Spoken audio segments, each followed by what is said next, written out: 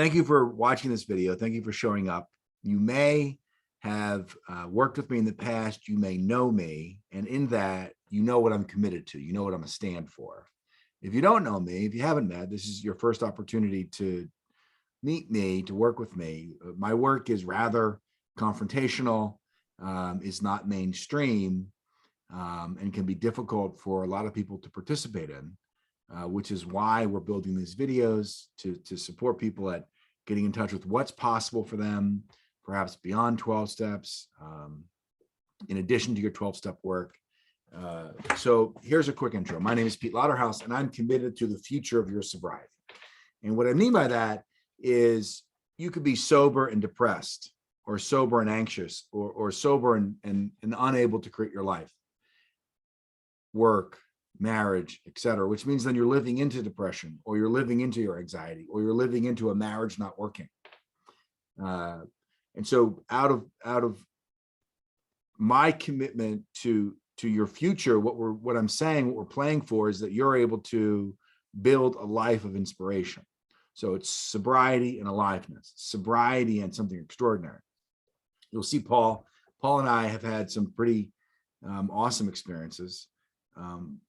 Currently, Paul has graduated from participating in the basic training. And I wanted you here today. I invited you here today so we can bring to light what is possible for people. And I'd like to begin with, or further develop the beginning by having you introduce yourself perhaps and share about, and let's dialogue and bring to life the then until now. Very perfect. Yeah, thank you, Pete. I appreciate the opportunity. I really, this is my community. My future is here. My come from, which is something will be explained in many of these videos. So, to introduce myself, everyone, my name is Paul. I choose to be sober today. I used heroin, my trauma, many things in my past to numb myself and to run from feelings and emotions. And today I've actively chosen to embrace and engage myself into feelings, into the community that I'm a part of, and through TMD, through the sober community, through my veteran community. This process means a lot more than just my own sobriety, even though it's very important. This process means your sobriety in the future, like Pete said, the future of sobriety. I believe that the system of sobriety is broken and has a lot of great parts that I think we can really build on. But I myself got to a certain point where it wasn't working anymore. 6 years into my sobriety, 7 years, something, I was upset, I was depressed, I was miserable. I put a mask on every day and lived a very good looking life, but I was miserable underneath and sober. And I couldn't get any further than that. Pete somehow fell into my life and has yet to leave, which is both great and terrible. But I very thankful for his presence, just TMD's presence, because it gives me this opportunity to realize that just being sober is not enough. It just isn't. Sober is great, but emotionally, I was dead. And now I'm not. I live my life the way I choose to, emotion full and engaging. And, that's what I want to bring to the world, is what TMD can do for myself and my community, other communities. And it starts here. So bring us into, what was it like prior to your participation in the basic?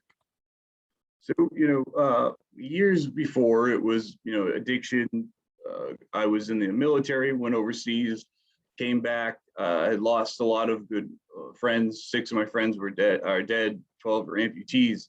So I came home and really didn't want to face any of that. It was terrible. So I started using immediately and really avoided as much feeling as I could. And then when I got sober, I started to see that I had to avoid almost more than I did before. So I kept avoiding and avoiding and avoiding.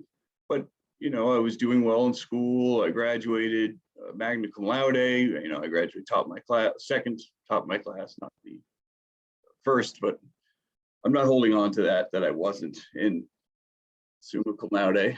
That's fine. I'll get it again.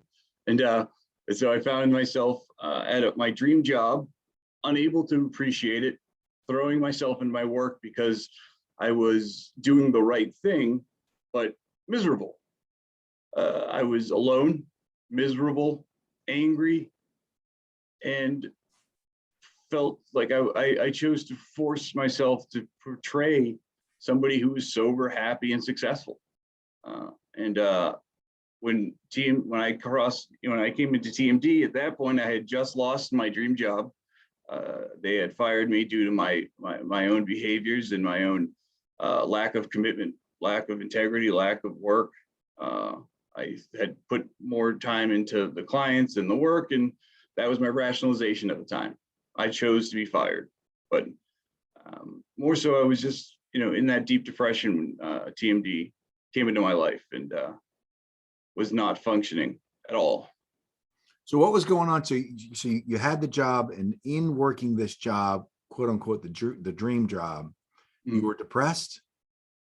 I was, while working this dream job, I was still trying to, quote unquote, fix myself while portraying to the world that I was fixed.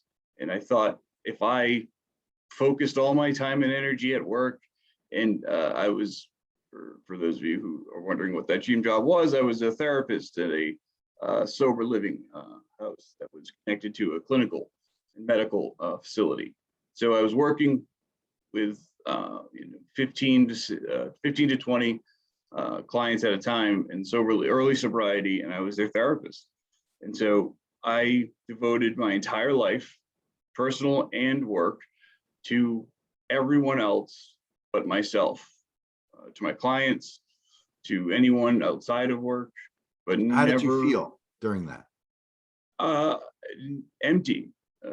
I felt there was depression, there was nonstop anxiety. I was overeating. I was engaging in self-destructive behaviors like overeating, like isolating. Not like isolating. I was isolating. I was overeating, and trying to numb this pain that I was having during that time. So you're sober and anxious.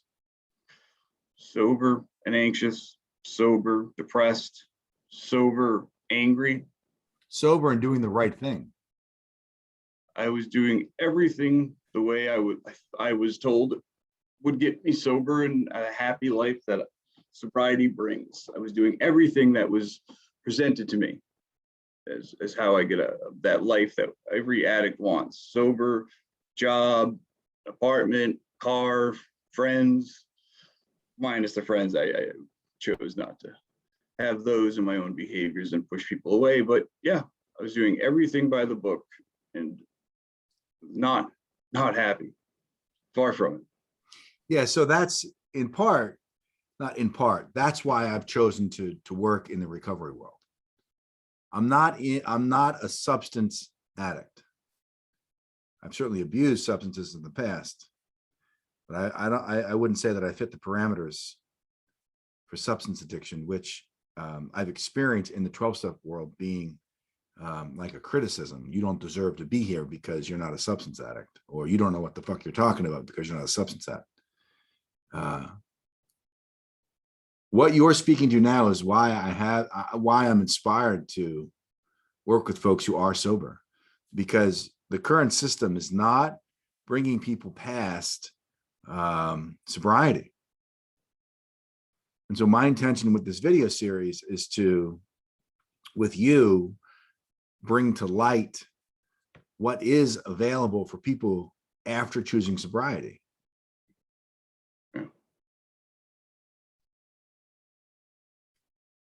So why do you think that you were accepting this deadness? Because that's all I knew. That's all there was you get sober, you get your life back, and then that's what it's supposed to be. So instead of trying to find something more, it wasn't the system, it wasn't what I was doing that was broken. I was broken. I Ah, was. oh, that's what you're saying. You're saying, so inside of all of let's just say the pain, Mhm. what stopped you from progressing was the belief structure that there wasn't more, and that because you were broken and fucked up is the reason why life is the way life is. And so it's just going to be this way. Yeah, that there wasn't more, and because there was, you know, I was fitting the mold of what everything said. If you do this, you are sober and happy. Were you in therapy? Yes, How many days a week?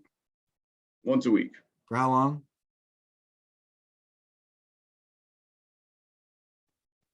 You know, on and off since I was 13, but the past 70, I know, 4 years, I would say. Yeah. Yeah. Were you on medication? Yes. Yes. I was on medication. And are you on medication now? No, not medication for my mood. No, not medication for my supposed brokenness. No. And when did you stop that? At the end of the basic training, I started to talk to my doctor about getting off it. Really? I didn't know Yes. that. Did I know that? I don't know. It was for my migraines and depression, mood. It was a depression med for my migraines and for depression. So when those two cleared up, no need for them. That's wild. I know. You want to share about? I mean, you could share with that if you want.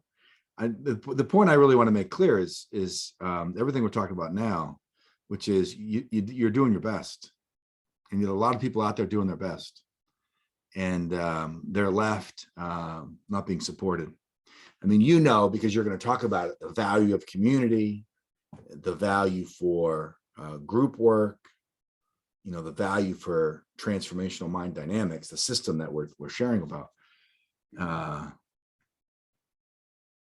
I can't tell you, and I think you already know, the number of people who are trapped inside of a belief structure that who they are, because who they are is broken, they can't have something different. They're doing everything they're supposed to be doing, like you're saying, and there can't be something different. No, it's So not. The point for me in this video that's exposing itself is there is more. Yeah. Wherever you are, there's more. So you want to bring us into the more? You want to share about, you shared about then. You want to share about where you are today? So yeah, I mean, that's something I really enjoy doing now, is actually, getting out there and really, sharing the story, because it is not something I've heard before this. This is not something I knew was available or existed at all. So, after my participation in the basic training in TMD, in the work we've been doing in basic training and after, I've been consistently more aware of things, of that it's not me that's broken. I'm not broken. I'm perfect. I'm who I'm supposed to be. If there are things that I want to improve, that's great, but it's not coming from a place of I need to fix something. And so now the biggest thing I will fucking scream from the rooftops until people say, why is that fucking dude yelling from a rooftop, is my migraines, right? My migraines. Oh, the fucking migraines that ruined my life for years. Another part of all of this was at the time before I started in TMD, I was for about a year, almost 2 years, I was suffering from migraines that were so intense and so plentiful that it was 20 days of every month, which I had an app that tracked this, was devoted to recovery from migraines and the pain due to migraines. So 20 days of the month, I was inside, I was isolated usually in blackout curtains in a dark room, nursing the wounds from very intense and painful migraines. I had stopped hanging out with friends. There was no relationships anymore, romantic or otherwise. I went to work some days I would call out, a lot of days I had to call out. And eventually it got to the point where it was encroaching on a lot more than just 20 days. Engaging in the basic training, engaging with you, we started to discuss something I never discussed with anyone before, was anger. Anger, I'm not an angry guy, I said. I don't hold on to anger. I talk about anger. I'm a therapist. I know how to talk about feelings. So can't be me, right? That's no, somebody else. So, and of course, in Peter's style, he didn't let that go. He saw something in like a shark in water, smelling the blood of truth or what he sees to be real. He pursued it, and I thank him very much every day for that. But he got me to see, he gave me the option to see if I had anger and how do we test it. So instead of when I felt anger or resentment, or I'm at work and I get an email from my boss in the morning and I get frustrated, or somebody, something doesn't go my way and I get mad, when I felt that feeling of like that and moving forward, that was me bottling it up. That was me holding it in and not expressing it. So the challenge, the choice I had was to express it. And after expressing it, my migraines now are 2 to 3 a month. And not yet. After expressing what? After expressing my anger, expressing those emotions that I was holding in, the resentment, the anger, frustration, anxiety, all those quote unquote negative emotions, all those real emotions that are kicked up and that I feel inside, instead of holding them in and pushing them down, I express those emotions. As I express those emotions, there was no coincidence that my migraines had got from 20 days of a month that were devoted to migraine days to at 2 to 3 days a month. And not just 2 to 3 days a month, but 2 to 3 days a month that I could tell, I could pinpoint the moment I chose to hold in my anger, hold in those feelings, and have a migraine.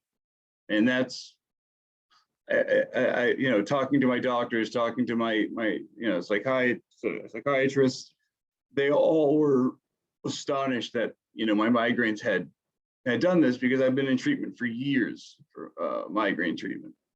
And now, because of expression, because of TMD, because of a community that I've chosen to be a part of that is showing me that there's more, I have the ability and the choice to not have migraines. That's unheard of. That does not exist in the realm of the medical field or psychological field. It just doesn't. Who was creating your migraines? I wholesale was creating my own migraines. I know you say this now and you're very clear about it. And because of the release of pain from your migraines, that you're grateful. But if we could back up for a minute and look at the initial interaction that we had, were you immediately accepting of this idea that you were creating your migraines? 100% not accepting. I was, when it was first addressed to me that, I could be creating my migraines or creating pain that was ruining my life. Who the fuck are you? Who the fuck's this guy? Fuck you, dude. Who in their right mind creates such visceral pain that I'm throwing up, that I'm not functioning, that I can't leave my home. I haven't had a romantic or even a platonic relationship in almost 2 years because of these migraines. How dare you tell me it's me? It's just absurd. Right. That was my reaction for sure. Right. And that interaction that we had was built on many other interactions where you were challenged to look at the reality you were creating. Mm-hmm. And that wasn't our first interaction. That you're right. That was after a lot of interactions that were, building on this premise that I had started seeing. I had started making those choices already. Yet, the thought of me creating my own misery and that migraines were such a big part of my life was I think one of those last hurdles I had, that last bit of, I don't want to drink the Kool-Aid. I don't want to believe in this process. I think maybe there's still some, this is all medical. This is all physical. This can't be a choice. I can't be choosing such things. That's not, all this other stuff is great, but my migraines are honestly, my migraines are mine. Like, these are mine. This is my pain. Don't tell me it's not. And of course, later on, just on simple reflection, it was, this is my pain. Don't make me give it up. I didn't want to give it up. I needed my pain. I needed my migraines. I needed them. They kept me safe. They kept me, and by safe, I mean alone. They kept me numb. They kept me in misery. They kept me from experiencing life for the last 2 years and digging a hole that, everyone could see and no one knew how to fix. And they thought it was a fix. They thought, myself included, that fixing it was the cure. And I needed it. I needed my migraines, and I didn't want to give them up. I didn't. How many people in the world are where you were, and perhaps don't believe that they can heal, or don't believe that there's possibility, there's something new and available for them? I'd like to say that as you're sharing, I find it difficult to accept what you're saying, because it sounds a lot like I'm the person who did this to you. And in no way is that what's being said here. In no way am I the person who is the hero in the story. The hero in the story is you. You're the one who was willing to engage in the interactions, have the conversations. You're the one that did the healing. You healed you. You did the work. I mean, how easy is it to identify things in other people? That's easy to do. What you did was difficult. And so I want to make it clear that as I sit here, I'm grateful for the opportunity to be a part of your work and to be a part of your process. So, to use another military term, in the sniper team, there's a spotter and then the sniper. The spotter doesn't pull the trigger, doesn't take the risk, doesn't have all the responsibility of whether it works or it doesn't, for the most part. But so in this case, it was as if you're the spotter. Yeah. You didn't do the shooting. You didn't, right. You didn't control the weapon. You didn't control the main system. Right. You spotted things and then stepped back. That's right. And so I give my kudos to TMD, and my devotion is to TMD. I think that's the most important thing in the community. My devotion is to the community. Right. You being the spotter, you being the person that's been able to help guide me through some of this, if not most of it, is an amazing a contributing factor and something that I wouldn't have been able to do without someone seeing it. And I've agreed to work with you and gladly continue all of this stuff because we work well together, and you were the spotter. It's not as if it was an emotionless process. You're the person that it came through, so it's the person that I related to. But you're right, it was that's not something I give you the credit for. I did the work, Right. but without TMD, without you, without the community, there was no work. That's right. There was no picture. Like I've heard you say many times, you don't know what you don't know, and I did not know what I did not know. Right. And that I cannot stress enough. I am forever grateful for is the work that you've done with me, and the fact that TMD exists in that I had stumbled upon it in whatever way it came into my life. It came into my life, and now I need the world to hear. I need people to know that there's more than this, that there's more than just 12 steps, or there's more than just pain and misery, and you sit in this disgusting pit of despair and just accept that you're broken and trying to fix and change and all these things coming from the same broken thing. It's that, like you said, you're not going to cure heroin by doing heroin. You're not going to fix a broken device with a broken tool. And that's what TMD is to me, is the not a broken tool, not a fixed tool, not a right tool. It is in some other workshop 10 miles down the road that I had no idea existed. You're talking about spotter, and I see how I fit into that role of being the spotter. I like to talk about coaching, in that the coach is fully responsible for the results of the team, yet never shoots the basket. Never gets in the game. And that's in part why I've chosen to, I'm using that word in part, why I've chosen to be here is because of people in recovery, and their commitment to their recovery is inspiring for me.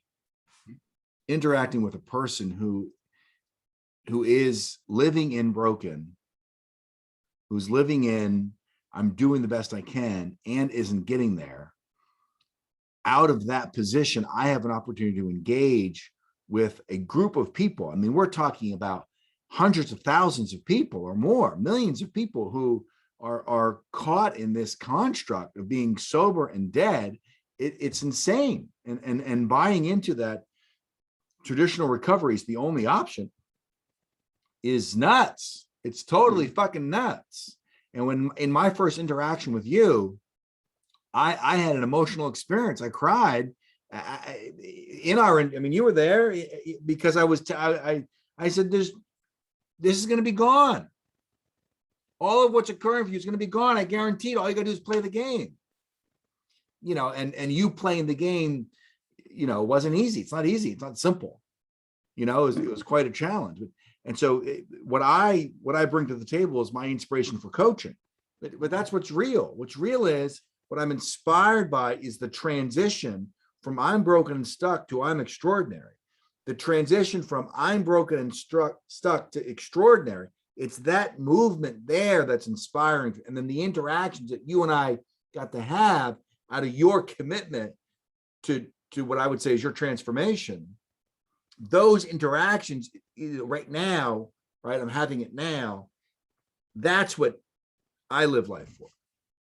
That's the interactions that you and I got to have is what lights me up, is why I've chosen to take a stand for people who've accessed sobriety, because there's more. And that person traditionally is coming from an extraordinary world of trauma, an extraordinary world of pain, and believes that they're fucked and broken. So the diagnosis is the diseased brain. And the diseased brain is obsessive, is compulsive, is, you could say, derived from trauma. And that diagnosis perhaps is easy to see that I'm broken, right? To associate the diseased brain with broken, right? But as I've come to see, is that obsessive brain is extraordinary. That obsessive brain has the capacity to obsess, to focus long term in the face of fear and pain. You place that brain on football, and you've got something like Tom Brady. He's 75 years old. Handsome as ever. Thereabout, and he's killing it in football. I mean, that obsession is extraordinary. So you take the same obsessive brain that was hooked on drugs and alcohol, and you place that obsessive brain on the creative act of their lives. And now you have a brain, a person that has the ability to obsess and focus and achieve something extraordinary. That's the piece that I'm looking to bring to the table, that the diseased brain category isn't a negative category, but rather it's superhuman strength. It's like superhero type, look at that hair you got going on over there type stuff. And so when you're willing to heal from I'm broken and use that brain of yours, Paul, folks in substance recovery, you will generate something pretty fucking extraordinary in your life. There's my position.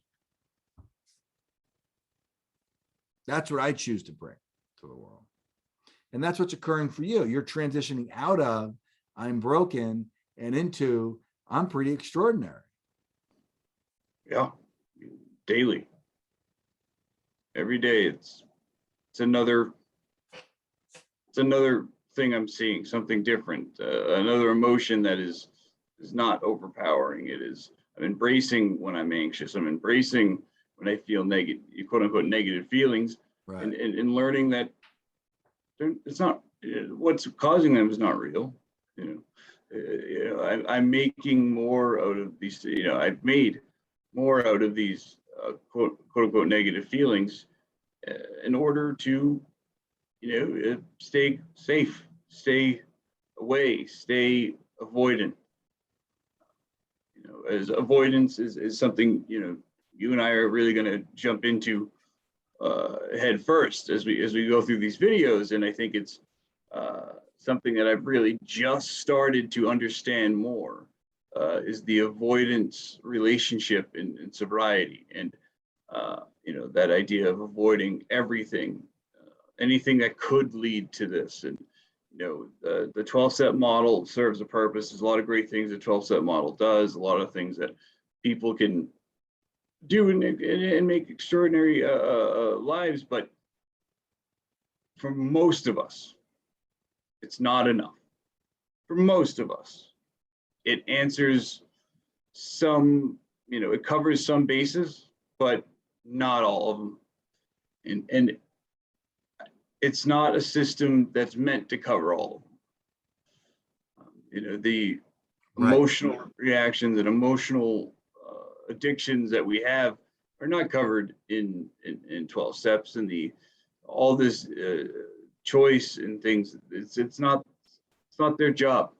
And so having a place, having a system for us, that those people who went through 12 steps and have gotten everything they can, still are miserable, still are in that model of waiting for the other shoe to drop, waiting to relapse. Right. Because that's the eventuality of it all is relapse. It just is. And so, and even for those of us that didn't do 12 steps, that didn't find 12 steps as successful, or because we all are very different in our approaches, regardless, the methods are the same and it ends in the same place. You're sober, you're not in immediate danger, yet you're a miserable fuck who can't feel anything besides anger, sadness, and barely feel those because they're masked in blaming, trauma, your migraines, relationships, all of this shit. And so this is what TMD offers me. Hi, my name is Paul. I'm here out of my commitment to my transformation, my sobriety, and the future of recovery. I'm an addict in recovery for the last 7 years. I found myself 6 years into recovery, miserable, sober, but unhappy, alone, angry. And I thought, I'm broken. There's nothing else I can do. This is all that I was told. This is all that there is. So this is who I am. This is it. I'm going to be a miserable prick the rest of my life and to have no one. And I deserve no one because I'm an asshole. So until one day I woke up and got a call from Peter Lauderhouse, the man to my right or left, depending on what is edited. And he and I talked, and next thing I know, I was in basic training with TMD. Now, 3 months later, I am still sober, but now I've made the choice to be sober. I made the choice to be here, to be alive. I feel the first time in years. And this is my future. And this is my future, my commitment to recovery, my commitment to you guys, my commitment to my community and TMD and the veteran community and sobriety, whatever it is, all the communities that I belong to, this is my commitment. This is why I'm here, is to make sure that every single person knows that there's something more than just the bare minimum. You don't have to live a miserable prick anymore.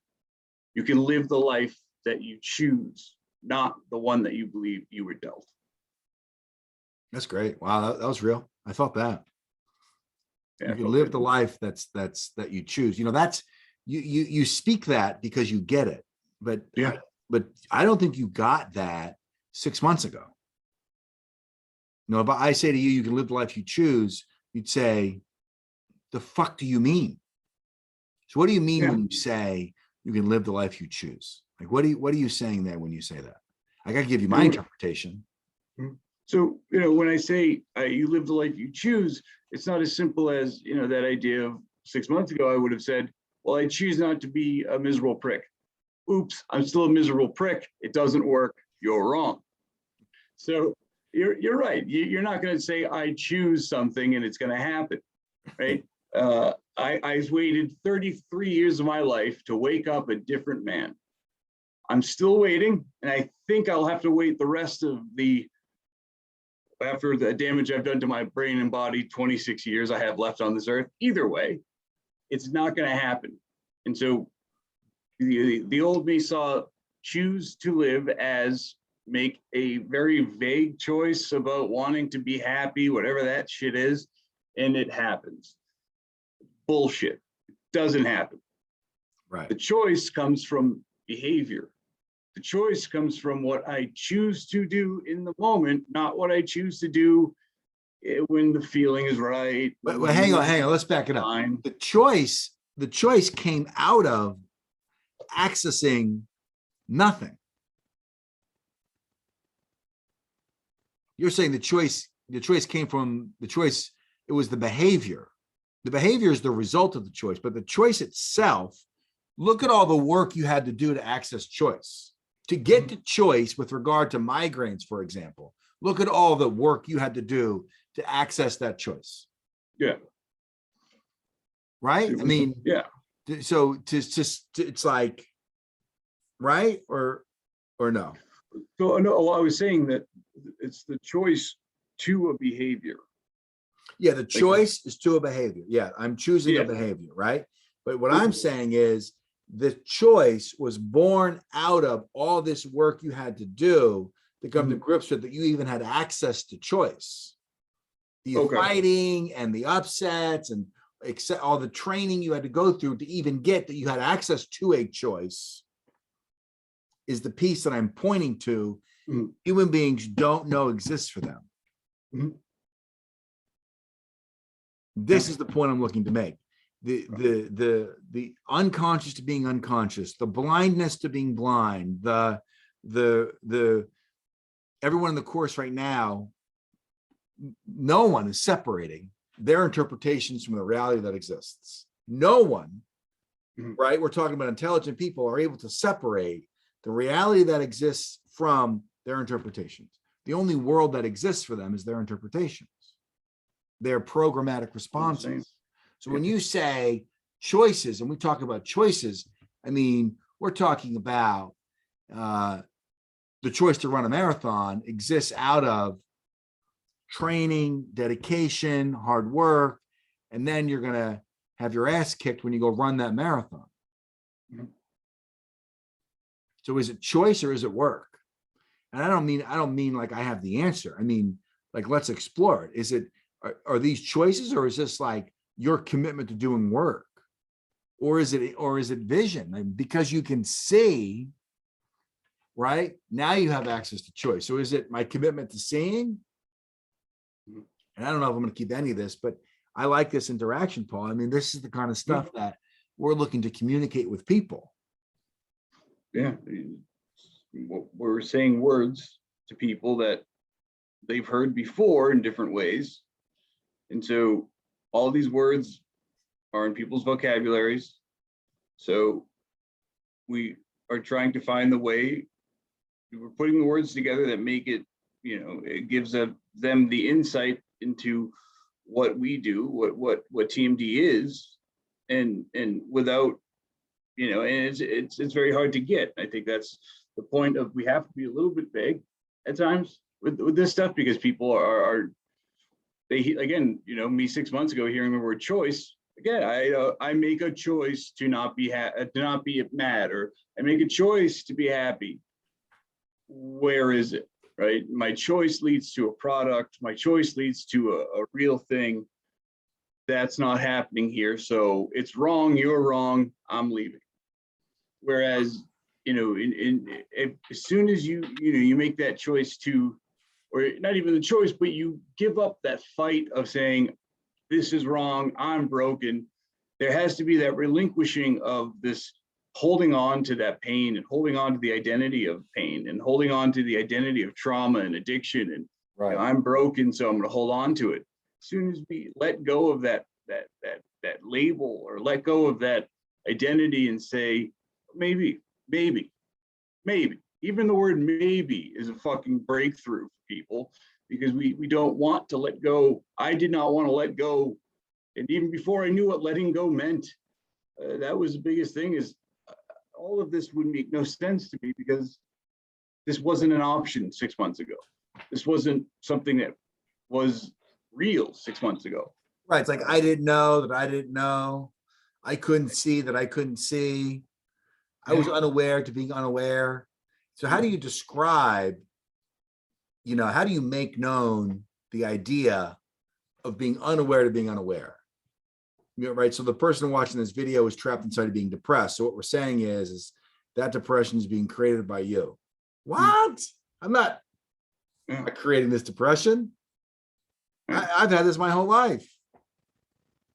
And what's being said, so it's clear, is every breakdown in your life exists as a result of you having created exactly that way. And out of being sober, you can begin to do the work it takes to transform your ability to create your life. And there's a methodology out there, which is traditional recovery is it. And there isn't anything else that you can do. And if you start to do something else, you're going to relapse and die. And that insanity stops people from living something extraordinary, and then stay trapped in, I'm sober and dead, and because I'm fucked or have this diseased brain or disease, that's it. This is the way my life's going to be. And the reality is, and what Paul is here to say, is there's more. Right? So the essence is there's more. There is. And when we stop playing not to lose, we start playing to win, is a very big moment. And Right. that's what TMD is for me. That's what the community of TMD is for me. Is I've stopped the whole act of living in fear of losing, living in fear of not being successful or sober.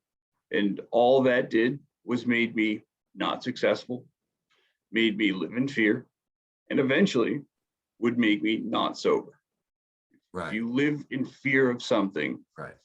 you will become that, right? Oh, I don't want to be my dad. Guess what? You're your fucking dad. Right? I don't want to be unhappy, so I'm going to do all these things right. You're going to be unhappy. So letting go of that control over not doing something or not having something happen, and making the choice to create instead of to subtract, instead of hide, instead of building these walls, these ramparts up and hiding, thinking that if I build my walls high enough, I'll never get hurt. Well, those people are the most fucking victimized people in the world. Right. I've never met somebody with high walls and ramparts built in their emotional selves that weren't abused, tormented, and hurt daily. Those two things can't live with each other. In that mindset, in that system, if I build walls up, no one should come in. That's it. But they are coming in and hurting me. I'm hurting myself. They're hurting me. The world's hurting me. Well, how about that picture, that Facebook picture I sent you the other day? The door's open, come in. Yeah. Meanwhile, the handle itself is a cactus. Like that's an analogy, right? It's like people can't see that that there's, you know, the doorknob that somebody would use to come in is filled with stickers. And so if you grab that doorknob, you're going to get hurt. And because people listening to you aren't going to be able to say, I have a wall up. They're going to say the door's open. They're going to say, it's my boss's fault. It's my mother's fault. It's my neighbor's fault. I don't have a wall up. I'm open. I'm open-minded, Paul. It's you who's not understanding. It's me. You don't understand that all of this is happening to me. I've done nothing wrong. I've literally done nothing wrong. And the door is wide open. Yes, there's a dumpster fire sitting in the doorway. That shouldn't stop people from coming in. And no one wants to help me. The door is open. So what? I have foaming rabid dogs sitting in the doorway. So what? That means you're choosing not to help me. So fuck you, sir. Right. You have hurt me royally, and I bid you adieu. Right. So we're doing a video series for folks in recovery to let them know that there's more. And we're going to walk through 10 different distinctions, 10 different insights that will help you access aliveness and long-term sobriety. Agreed. Nice. So people watch this video for the first time, or people that we're sharing this video with. We're talking to Paul, and Paul, you are somebody who's coming out of the work, right? So you're now that person who is already seeing it, right? So we're not observing the work you have to do to get there. But the point is there is more. That's the point. So if you know, those of you watching the video, if you're willing to consider that there's more, then the call to action is to sign up. You'll see in the description below, you'll have access to Paul's contact information, access to mine, reach out, text, email, join a intro class, and all the dates and information for that will be below.